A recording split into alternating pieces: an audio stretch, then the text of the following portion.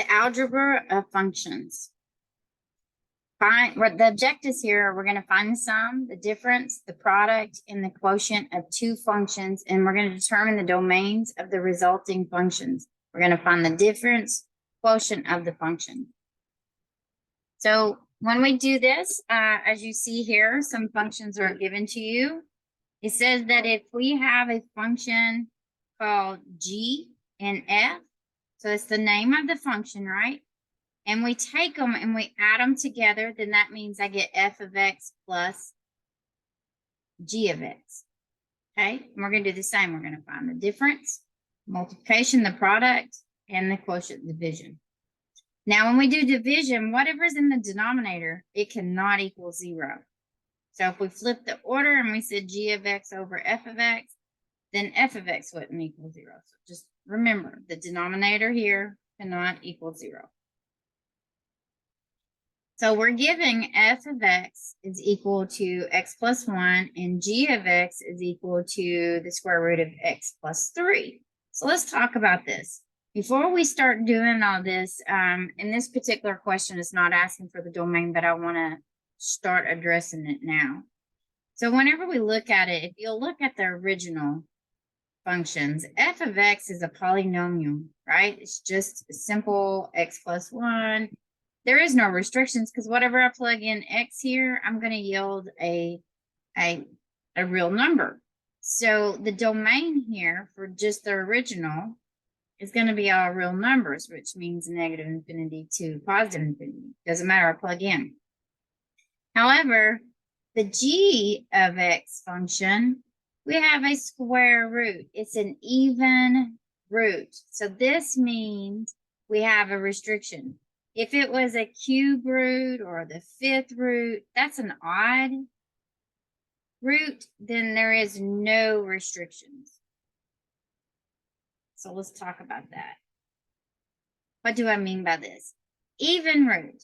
If I say that I can plug in a negative value and I can come out with a negative value as my end result, that's not a true statement. That's saying that I can take something the even amount of times and I will get a negative answer, which this is not true because negative times negative is positive, right?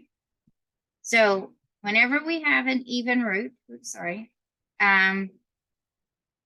we have a restriction. Now, when you have an odd root, you can multiply something an odd amount of times and come out with a negative or a positive. So if it's an odd root, then it's all real numbers, right? It doesn't matter what you plug in.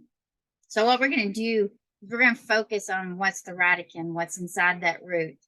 And we're going to set it greater than or equal to 0. And let's solve for it.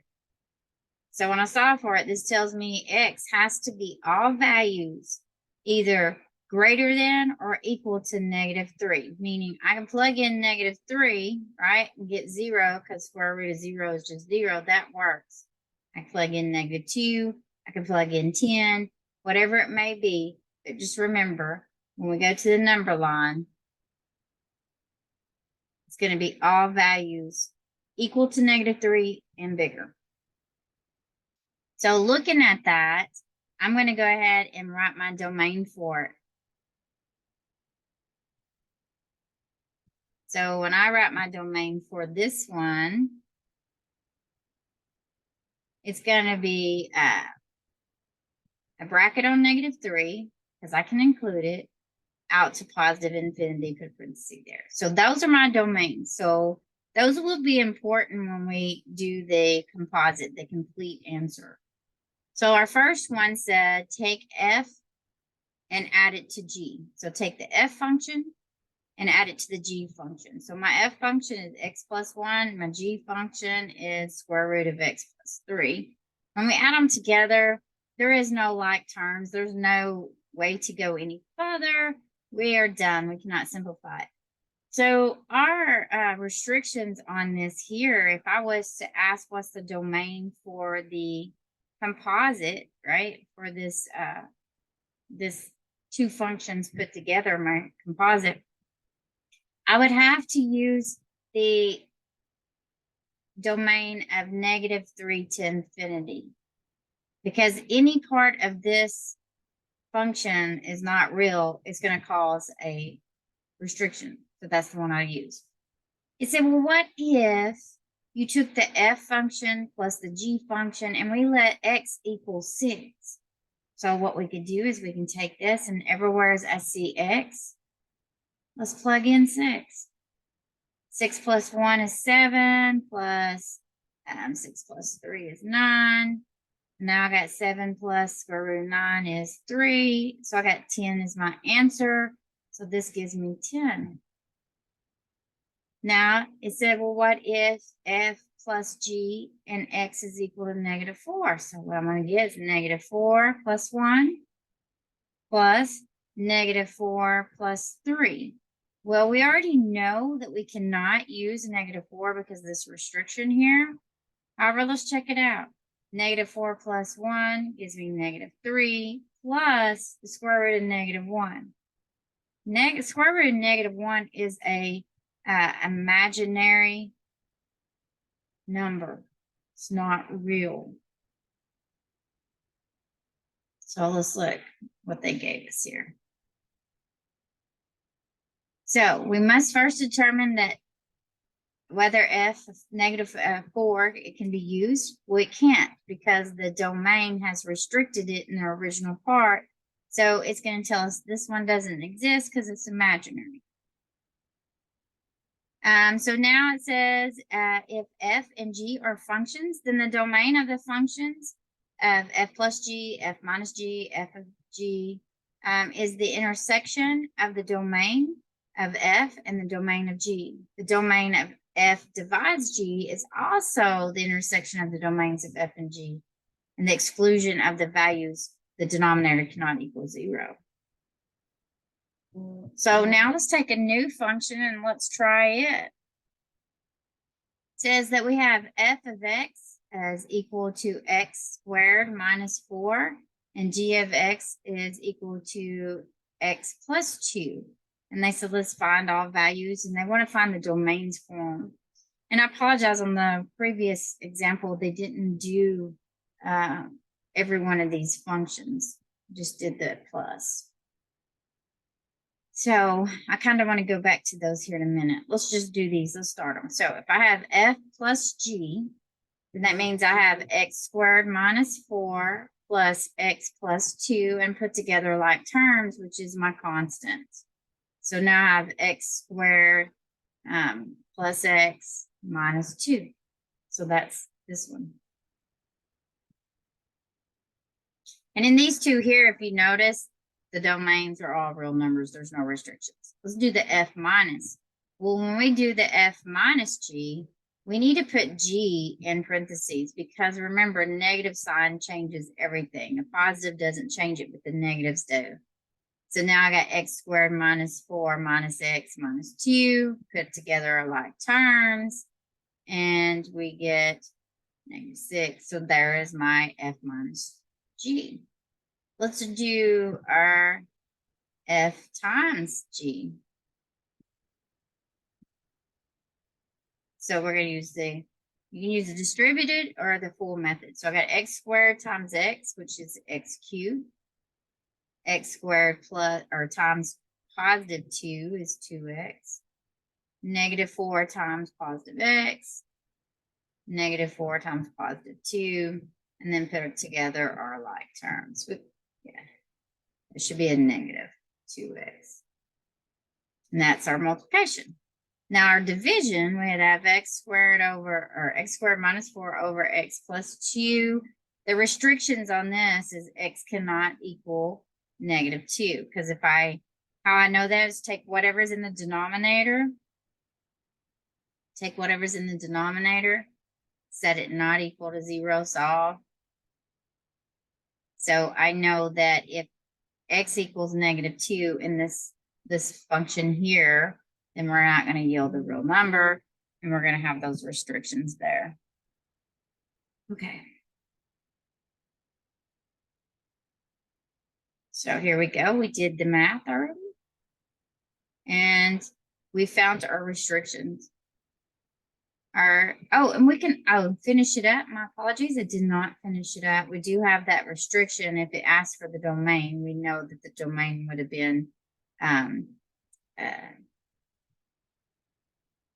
let's talk about the domain before I finish. Let's go back because I didn't finish that division up. You should always finish the division if you can simplify it. And in this case here, we can, but we need to finish that up. And we can state the domain. We automatically know that the domain is restricted at whatever causes that denominator not to be real. So I know that negative infinity to -2, and I'm going to put a parenthesis on it because I'm not including 2. I'm just approaching it. And I'm going to say unions -2 to positive infinity. This tells me that all numbers on either side of the -2 will yield a real number, just not -2. So now I know that I got x squared minus 4. So that's a difference of perfect squares. So I can rewrite that all over. And if you're unsure about that answer, you could check your work by full or distributed method. So we got x squared plus 2x minus 2x -4. Put them together, and what do we get? We get x squared minus 4. So we did it right. So if you need to check yourself, I would. So now that I've broke it down and I was able to factor the numerator, I noticed that the numerator and the denominator has a part that reduces. So we reduce those two. Leaves me with x minus 2. So that's my composite answer. And then my domain on that, again, is going to be, and if you need to draw it on the number line, put your -2. Whoops. And know that all values here on either side, and I'm going to put open circle at 2. And that's how we get this notation. All right. Now, let's talk about the difference quotient. I said the ratio below is called the difference quotient. It's the average rate of change. So we have this function of f. It's called f, where x plus h, right? It's got f of x plus h minus my f of x, all divided by h. So here is our f function. And what we're going to do, our first thing we need to do is take our f function that we got here and plug in x plus h, because we need to know what that part is first.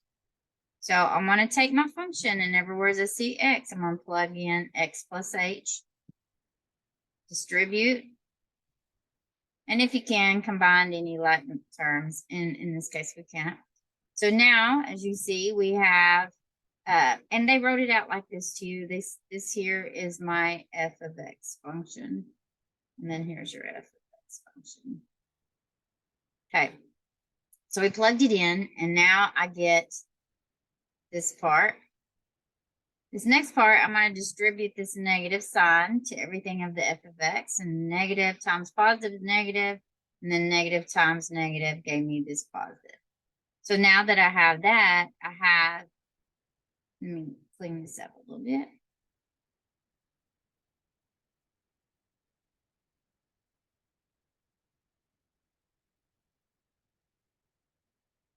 Let's finish this up. Now I have 2x plus 2h minus 2 minus 2x plus 3 all over h. Well, I want to combine like terms and then reduce what I can.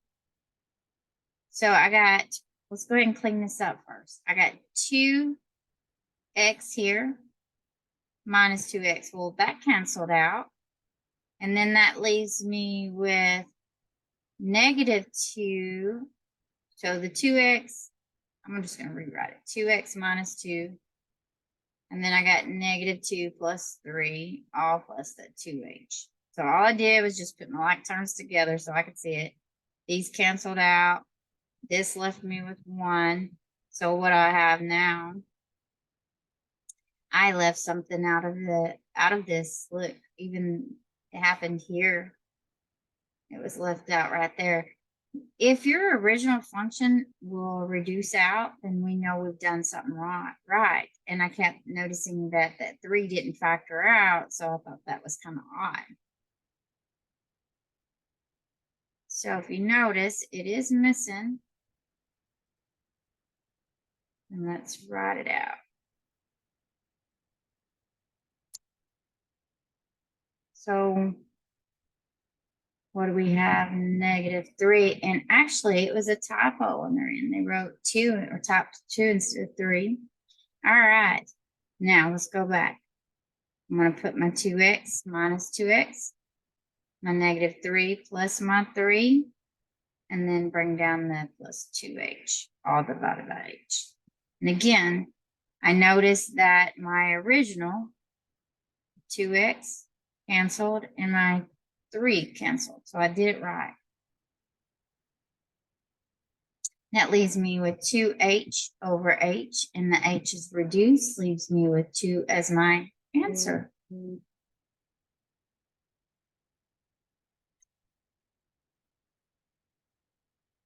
And this just shows you step by step. So I'm going to go back to our original. Oh, here is a new one. That was a new one to work. Let's try it right quick, and then I'm going to go back to that one and talk about its domains. Okay, so here is our f of x, and if we plug in f of x, or excuse me, plug in x plus h in f of x, sometimes it might be easier to do it this way. This tells me that I have this here. So it'd be easier to go ahead and use the full method or the distributive method to find our answer. So x times x is x squared, x times h, or, and then x times, or h times h. So now I have x squared, add the middles together. All right, so now I have 2 times that x squared plus 2xh plus h squared. I'm going to distribute this negative sign. And then let's distribute that 2. So, and this is where they got it. So when I say 2 times x squared, 2 times 2xh, 2 times h squared, bring down the negative x, negative h minus 3. And if you could put anything together, put it together. In this case right now, we cannot. So I'm going to carry this over, or we could take this now. I'm going to carry it over because it's going to give me more room on the other paper. But 1 second. Maybe I can just erase this. Okay, so now that I have that one part, let's plug it into the difference quotient formula. So we have 2x squared plus 4xh plus 2h squared minus x minus h minus 3. Now that is this function right here. Let's plug this function in. So it's going to be minus that function. So what I would do is put a bracket, parentheses, whatever to separate those, because that negative sign is going to change everything in it, and it all divides h. So my next step I'm going to do is I'm going to distribute that negative sign.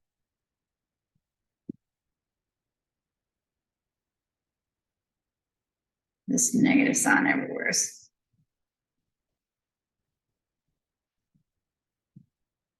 And then let me get my highlighter so I can mark out whatever cancels. And it should be the original formula. So I have negative 2x squared and a positive 2x squared. That goes to 0. I have a positive x and I got a negative x. That goes to 0. And a positive 3 and a negative 3. That goes to 0. So perfect. Now what am I left with? 4xh plus 2h squared, all, minus that h, here, don't forget that one, divided by h. And now I'm going to say, okay, is there anything on top that will reduce with anything on bottom? And I notice, and if you want to rewrite it another way, you can. It might be helpful. We can break it apart. 4xh over h plus 2h squared over h minus h over h. And then say, oh, okay, I see that the h is reduced here. See that h is reduced. And now I am left with 4x plus 2h minus 1. And that would be my difference. Okay, and we could just check your work right here if you wanted to. There we go. I want to go back to this one right here. No, this other one. It had a root, so let's talk about its domain. So let me highlight this right quick. This g of x's domain is this because we have an even root. This one here, it's just a polynomial, so it's all real numbers. So knowing that, we stated what the domain is for the f plus g, right, of x. Let's do, let's do some more different ones, just because I want you to understand the domain. Domain just literally says that you're looking for what's going to cause it to not be real, what's going to restrict the function. And if it restricts it, then we have to make a statement that the values around that restriction is what works, right? So if I take this f minus g of x function, so now I got x plus 1 minus square root of x plus 3. Well, this is not going to change, right? We can't combine anything together. When you re-add and subtract, you only can put together like terms. So this domain is still restricted at this even root. Okay, now let's do f times g of x. So now I got x plus 1 times the square root of x plus 3. It's still going to have the same restrictions. All I'm going to come out with now is x square root of x plus 3 plus 1 times that, right? We're still going to have the same restrictions. What about the denominator? The denominator, or the fraction, right, the quotient one, it's going to be a little bit tricky.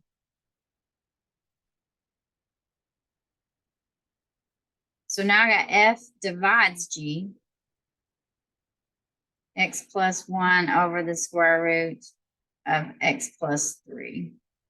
Well, we know the domain of this square root of x plus 3 is bracket -3, comma, infinity. However, if we plug in -3 here, we yield out 0, and we cannot have 0 in the denominator.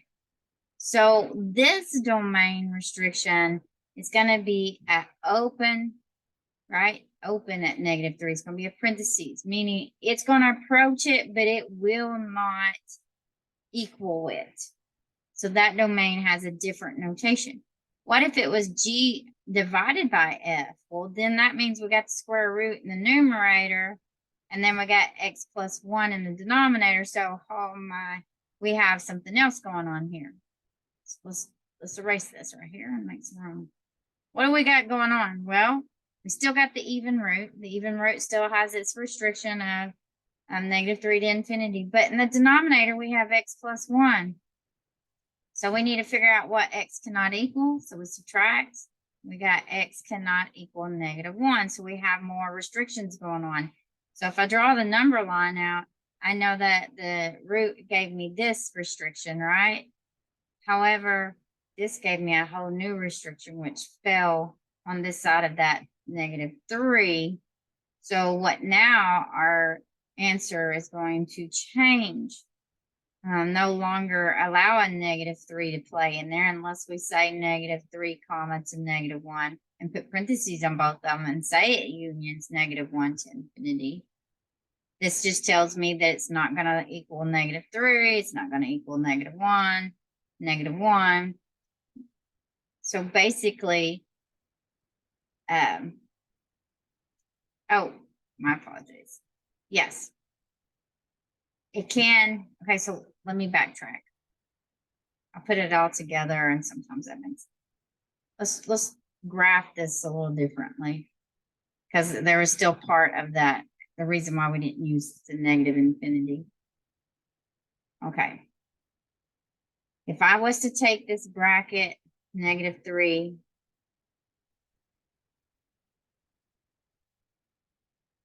let's rewrite this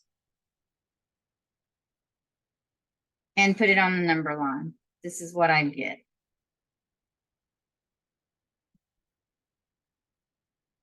Right? If I was to put this -1 and said that it's restricted on both sides, right? So it's telling me that I'm approaching -1 from both sides, then that domain looks like this. Okay. However, we have the square root involved, and it said it cannot go on the outside of -3. So that is why we didn't use negative infinity to -3 and then -3 to -1 unions -1 to infinity, because it said you could not because of the restriction on the root. So I know -3 to -1 gave me numbers that I can plug in and yield out something in the denominator that's real, as well as the root. And I'm going to say it unions -1 to infinity, because all values greater than -1 will also work for both the root and the denominator.